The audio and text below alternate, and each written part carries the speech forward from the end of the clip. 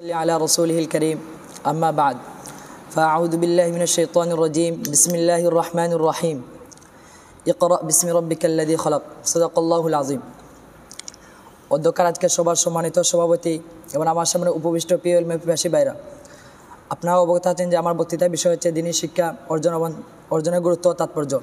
উক্ত বিষয়ে কিছু আলোচনা করার চেষ্টা করব ইনশাআল্লাহ। আমা তৌফিক ইল্লা বিল্লাহ আলাইহি তাওয়াক্কালতু আলাইহি। প্রিয় সুদী, মানব জীবনের প্রকৃত সফলতা নিহিত রয়েছে দিনী শিক্ষা, সঠিক জ্ঞান অর্জন এবং সে অনুযায়ী জীবন পরিচালনায়। দিনী শিক্ষা আমাদেরকে জানায় আমরা কে এবং কেন দুনিয়াতে এসেছি এবং আল্লাহর সন্তুষ্ট কীভাবে অর্জন করব এবং আখিরাতে মুক্তি পাবো। আল্লাহ তাআলা কোরআনে বলেন, কুল হাল ইয়াস্তাউইল্লাযীনা ইয়া'লামুনা ওয়াল্লাযীনা লা ইয়া'লামুন, বলুন যারা জানে এবং যারা জানে না তারা কি সমান।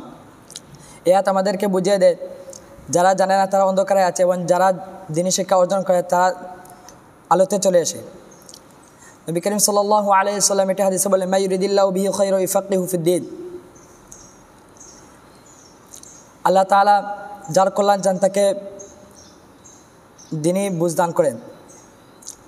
দিনী শিক্ষা শুধু বইয়ে পড়ে শেখার নাম নয়, বরং এটি অন্তরে আল্লাহ ভীতি সৃষ্টি করে এবং নফসের সংশোধন করে এবং হালাল হারামের পার্থক্য বুঝিয়ে দেয়। একটি হাদিসে আছে রাসূলুল্লাহ সাল্লাল্লাহু আলাইহি ওয়াসাল্লাম বলেছেন, আদ-দুনিয়া মালউনাতুন ইল্লা যিকরুল্লাহি ওয়া মা ওয়ালাহু ওয়া আলিমান আও মুতাআল্লিমান। অর্থাৎ এই দুনিয়া অভিশপ্ত, তবে ইলম তার সম্পর্কিত ব্যতীত, একজন আলিম এবং তালিবে আলিম ব্যতীত। এই গুরুত্ব সম্পর্কে বলতে গিয়ে একজন মনীষী বলেছেন, seek knowledge from cradle to the grave. অর্থাৎ দুনিয়া থেকে কবর পর্যন্ত জ্ঞান অন্বেষণ করো। মনে রাখতে হবে, আমরা যদি দিনী শিক্ষা না পাই তাহলে শয়তান এবং দুনিয়া আমাদেরকে ধ্বংসপথে নিয়ে যাবে। তাই আসুন আমরা দৈনন্দিন জীবনে পাশাপাশি দিনী শিক্ষার অর্জনের সময় বের করব এবং আমরা আমাদের সন্তানদেরকে ডাক্তার, ইঞ্জিনিয়ার এবং চাকরিজীবীর জন্য তৈরি করব না, বরং তাকে একজন সঠিক মুসলমান হিসেবে গড়ে তুলব।